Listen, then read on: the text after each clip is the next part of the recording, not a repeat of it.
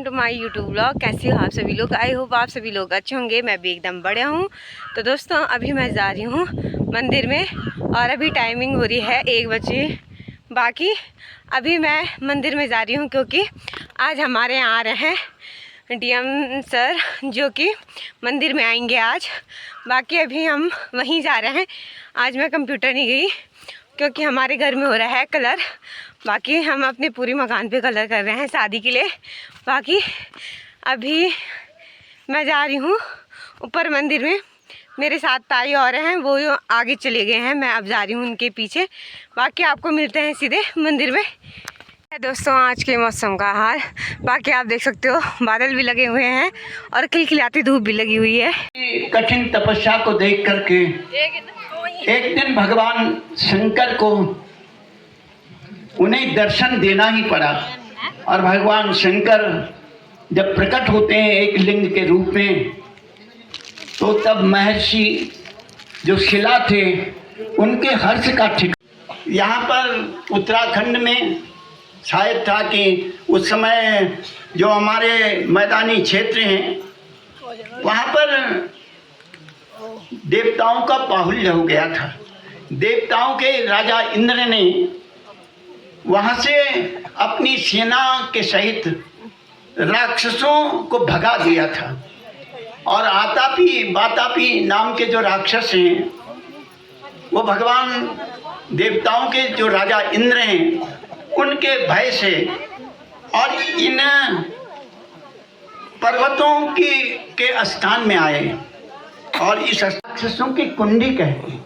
राक्षस कुंडी इसलिए हुई कि इतना रक्त बहा उसमें कि वो कुंडी राक्षस कुंडी के हमारा मान बढ़ाया, हमारे मंदिर में आप पहुँचे, इसके लिए हम आपका बहुत बहुत स्वागत और अभिनंदन करते हैं। मैं मंदिर कमेटी के अध्यक्ष जी से निवेदन करूंगा कि आप सभी रुद्रप्रयाग प्रशासन का आप स्वागत और अभिनंदन भी करेंगे और उसके बाद माननीय जिलाधिकारी का संबोधन भी होगा। तो माननीय मंदिर कमेटी के अध्यक्ष श्री राजेंद्र प्रसाद पुरोहित जी। साणेश्वर भगवान की, सिल्लेश्वर महादेव की। पहले तो मैं बहुत बहुत धन्यवाद देना चाहूँगा राजेंद्र पुरोहित जी का, अध्यक्ष जी का। आपने ये जो 9 दिवस का हवन का पूरा पर्व है, तो जब इसका प्लानिंग भी किया गया उससे पहले ही हमें सूचित किया गया कि इस तरह से इस बार मंदिर में इतना बड़ा पर्व का आयोजन किया जा रहा है। और पुरोहित जी ने बहुत डिटेल में मुझे मंदिर के बारे में बताया। आज भी जब हम लोग सीडीओ साहब, एडीएम साहब, प्रशासन के बाकी सब अधिकारीगण हम लोग आए तो बहुत अच्छे से हमारे को, अभी जैसे मैंने मंदिर का पूरा टूर लिया, निरीक्षण किया, क्या क्या यहाँ पे कार्य हो रखे हैं, तो देख के बड़ा अच्छा लगा। और आप सब लोगों को देख के बहुत अच्छा लगा कि मैं नहीं सोचा था कि इतनी संख्या में लोग आएंगे, लेकिन आपको देखा और फिर पुरोहित जी ने बताया कि ये तो कुछ भी नहीं है। अभी 4 दिन पहले तो पता नहीं हजारों की संख्या में सब भक्तगण यहाँ पे पधार रखे थे। तो ये साणेश्वर भगवान की ही कृपा है और सिल्लेश्वर महादेव की ही कृपा है, जो क्षेत्र में इतना अच्छा एटमॉस्फेयर हमारे को देखने को मिल रहा है और आबो हवा ही बहुत पवित्र है भगवान के होने से। तो मैं आप सब लोगों से बस यही कहना चाहूँगा, अभी व्यास जी की कथा तो चल ही रही है और मैं भी सुन रहा था, और आपने जैसे राक्षस कुंड के बारे में बताया तो उस टाइम पे मैं सुन रहा था। तो आप देखिए कितना छोटा छोटा लेकिन कितनी महत्वपूर्ण पौराणिक कथाएं हैं जो इस क्षेत्र से, इस पावन क्षेत्र से जुड़ी हुई हैं। और जिला प्रशासन की तरफ से यह हमारा भी दायित्व है कि रुद्रप्रयाग जनपद में अगर इतना पौराणिक महत्व रखने वाला, इतना महत्वपूर्ण मंदिर और इतना महत्वपूर्ण स्थल अगर यहाँ पे है, तो इस मंदिर को भी हम किसी ना किसी तरह से पर्यटन से जोड़ें। और आप सब जानते हैं कि जिला प्रशासन की तरफ से हम लोग रुद्रप्रयाग जनपद में शीतकालीन यात्रा को हर तरीके से बढ़ावा दे रहे हैं। और शीतकालीन यात्रा की बहुत बड़ा महत्व इसलिए है क्योंकि अगर ग्रीष्म काल में देखें तो सब लोग रुद्रप्रयाग में जो भी आते हैं बाबा केदार के ही दर्शन करने आते हैं, लेकिन और उस टाइम पे इतनी चारधाम यात्रा की इतने सारे दर्शनार्थी आते हैं तो उनका फोकस केवल 4 धामों पे रहता है। हमारे जनपद में केवल श्री केदारनाथ जी धाम पे रहता है, लेकिन क्षेत्र में पूरी केदार घाटी में अगर देखें तो महादेव के इतने सारे स्थान है और सबका अपना अपना महत्व है, अपनी अपनी पौराणिक कथा है उससे जुड़ी हुई। तो ये हमारी जिम्मेदारी है, जैसा मैंने आपको बताया, कि हर एक स्थान का जो महत्व है वो और उभर के बाहर आए। और इसके लिए जैसा मुझे बताया गया, अभी कुछ काम यहाँ पे विधायक निधि से भी हो रखे हैं, कुछ काम हमने जिला योजना से, मनरेगा से जो अब जी राम जी योजना हो गई उससे पहले यहाँ पे करवा रखे हैं। माननीय मुख्यमंत्री जी की तरफ से मुख्यमंत्री घोषणा में भी अभी 25 लाख रुपए मंदिर क्षेत्र के लिए यहाँ पे स्वीकृत किए गए हैं। और मुख्यमंत्री जी की तरफ से भी संदेश उन्होंने दिया है कि यहाँ पे आके एक बार और मेरे द्वारा एक बार निरीक्षण कर लिया जाए और भी मंदिर में किसी भी तरह का अगर निर्माण कार्य या सौंदर्यीकरण कार्य प्रशासन के माध्यम से हो सके तो वो हम लोग कराएं। तो जैसे ही हमारे जो पर्यटन अधिकारी हैं उनको भी मैं निर्देशित करूंगा कि ये जो 25 लाख मुख्यमंत्री जी द्वारा यहाँ पे जारी किए गए हैं उससे बड़ा उच्च दर्जे का काम यहाँ पे सौंदर्यीकरण का हो, जिसमें से जैसे अध्यक्ष जी बता रहे हैं कुछ तो यहाँ पे पुष्टे का काम होगा और कुछ जो जमीन है यहाँ पे पत्थर है उसको जो क्षेत्रीय काला पत्थर है जैसे हमारा उसको ही लगा के थोड़ा सौंदर्यीकरण मंदिर क्षेत्र का किया जाएगा। उसके साथ में जैसे सब जानते हैं कि आर्कियोलॉजी डिपार्टमेंट के पास है ये मंदिर, पुरातत्व के पास है, तो उनको भी हमारे द्वारा एक बार हम लोग उनसे मीटिंग कर लेंगे।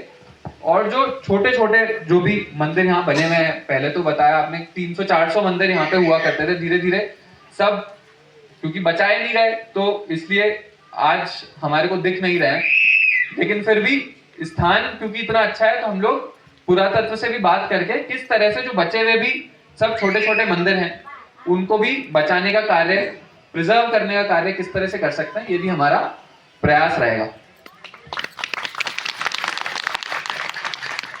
और बाकी अगर मैं यहाँ पे आज आया हूँ तो आप सब लोगों के आशीर्वाद से ही फिर हम यहाँ पे और अच्छा काम कर पाएंगे।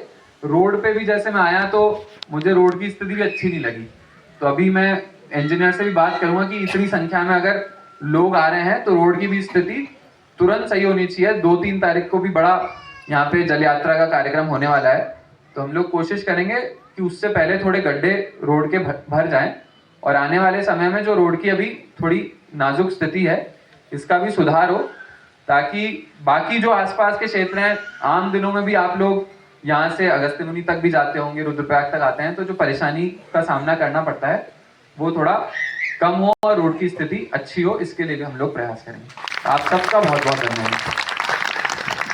भविष्य की कामना करता हूं और भगवान शिलेश्वर शंकर भवानी से प्रार्थना करता हूं कि आप दीर्घजीवी रहें और हमेशा, क्योंकि जब कोई व्यक्ति बड़ा पद पाता है, मैं अभी दक्ष प्रजापति का प्रसंग सुना रहा था, जब दक्ष प्रजापति को ब्रह्मा जी ने अधिष्ठाता बना दिया तो कुछ दिनों के बाद उसको अभिमान हो जाता है, और अभिमान जब उसको होता है तो एक दिन उसका पतन होता है, तो वो देखता नहीं है, अपने ससुर का सम्मान नहीं करता। तो आप जैसे जो विनीत भाव के हैं और बड़े बुद्धिमान हैं, आपसे मुझे ये अपेक्षा है कि आप हमेशा अपने जो प्रजाजन हैं उसके कल्याण के लिए, जैसा आपने कहा, मैं हमेशा सतत प्रयास करूँगा और कर ही रहा हूँ। तो इन्हीं कामनाओं के साथ मैं आपको और आपके साथ जो हमारे अधिकारीगण आए हैं, आप सबको भी साधुवाद देता हूँ, धन्यवाद देता हूँ कि आप अपना अमूल्य समय निकाल करके, और हमारे अध्यक्ष जी ने पहले भी कह रहे थे कि हमने अपने जिला अधिकारी को आमंत्रित किया है। बहुत से जिला अधिकारी कहाँ सुनते हैं, बुलाओ तुम, पर हमें तो मौका ही नहीं है। आप बुला रहे थे हमें, लेकिन आपने उनका प्रस्ताव स्वीकार किया, यहाँ की जनता का प्रस्ताव स्वीकार किया, उसके लिए हम आपको बहुत बहुत धन्यवाद देते हैं। धन्यवाद। उसमें कुछ अवरोध आ जाता है, कोई कर। हे भगवान, हम भगवान शंकर से प्रार्थना करते हैं कि भगवान हमें अपना भक्त बना दीजिए। हमारे आचार्य जी भी हैं, ये भी मैंने इनकी कथा भी सुनी है। एक बार आचार्य हैं तो विश्वविद्यालय से संस्कृत में उपाधि ले रखी है। दोस्तों मैं जा रही हूँ मंदिर से घर। इतनी जल्दी मैं इसलिए आई क्योंकि अभी घर में कलर वगैरह करना है तो मुझे जल्दी जाना पड़ेगा। बाकी अभी हमारी विधायिका शैला रानी रावत आ रखी थी, तो मतलब कि अभी दोस्तों हमारी विधायिका श्रीमती शैला रानी जी आ रखे थे यहाँ, और मैं अब घर आ गई क्योंकि घर में काफ़ी काम है तो मुझे जल्दी आना पड़ा, घर में डांट ना पड़े। बाकी अब गरी में मिलते हैं। हम कर रहे हैं कलर घर में। बाकी आप मेरे बैकग्राउंड में देख सकते हो काफ़ी मतलब गंदगी फैलाई हुई है। बाकी दोस्तों इस साइड लगा रहा है मेरा भाई कलर, बाकी पापा भी लगे हैं बाहर काम पे, और ये है हमारी यहाँ हमने इतना सामान फैला रखा है। दोस्तों मैंने स्वेटर पहन ली है ठंड के कारण। बाकी अभी अंधेरा होने वाला है। आप इस साइड देख सकते हो मेरे बैक में भी और फ्रंट में भी कि हमने ये कलर खुद से लगाया है। कलर हमने मेरे और मेरे भाई ने लगाया है घर में। बाकी अभी हमारा ये बरामदा और ये कमरा हुआ है किचन। बाकी आज हमने बरामदा और ये दो, एक किचन और ये कमरा हमने मेरे और मेरे भाई ने क्लियर किया। बाकी आपको मैं बाहर का बताती हूँ। यहाँ तो पूरा डिसमिस हो रखा है। बाकी हमने यहाँ पे आग जला रखी है। इस साइड दोस्तों देख सकते हो आप, ये सारा हमने करा है घर पे। जिस टाइम दोस्तों हमने पहले भी कलर किया था उस टाइम भी हमने खुद ही लगवाया था। बाकी हम किसी को नहीं बुलाते हैं। और इस टाइम भी भाई और मैंने किया घर में कलर। बाकी आप देख सकते हो, आप कमेंट में ज़रूर बताना कि हमने कैसे किया है। दोस्तों हमने डिनर भी कर लिया है। बाकी अभी मैंने पीछे ब्लॉग में ये बताया कि हम डिनर में क्या किया है, क्योंकि दोस्तों किचन में काफ़ी गंदगी है तो मैंने इसलिए ब्लॉग में नहीं बताया। तो दोस्तों आई होप आप सभी को मेरी वीडियो अच्छी लगी हो तो मेरे चैनल को सब्सक्राइब करें, मेरी वीडियोस को लाइक करें, कमेंट करें और अपने दोस्तों को शेयर करना ना भूलें। तो मिलते हैं दोस्तों आपको अगले ब्लॉग में, तब तक के लिए बाय बाय।